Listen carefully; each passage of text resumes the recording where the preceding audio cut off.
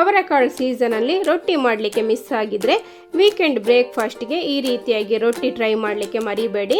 ಒಂದು ಬೌಲಿಗೆ 2 ಕಪ್ಪಿನಷ್ಟು ಅಕ್ಕಿ ಹುಡಿ, ಸಣ್ಣಗೆ ಕಟ್ ಮಾಡಿದ ಹಸಿಮೆಣಸು, ಜೀರಿಗೆ, ತುರಿದ ಶುಂಠಿ ಹಾಕಿದ ಮೇಲೆ ತುರಿದ ಕ್ಯಾರೆಟ್, ಸಣ್ಣಗೆ ಕಟ್ ಮಾಡಿದ ಈರುಳ್ಳಿ, ಸಬ್ಸಿಗೆ ಸೊಪ್ಪು ಸೇರಿಸಿ ಇನ್ನು 1 ಕಪ್ಪಿನಷ್ಟು ಚೆನ್ನಾಗಿ ಬೇಯಿಸಿದ ಅವರೆಕಾಳು, ರುಚಿಗೆ ತಕ್ಕಷ್ಟು ಉಪ್ಪು ಹಾಕಿ ಇದನ್ನು ಒಳ್ಳೆ ಬಿಸಿ ಇರುವ ನೀರಲ್ಲಿ ಕಲಸಿಕೊಳ್ಬೇಕು. ಬಿಸಿ ಇರುವ ಕಾರಣ ಮೊದಲು ಸ್ಪೂನಲ್ಲಿ ಕಲಸಿ ಆಮೇಲೆ ಕೈಯಲ್ಲೇ ಚೆನ್ನಾಗಿ ಮಿಕ್ಸ್ ಮಾಡಿಕೊಳ್ಳಿ.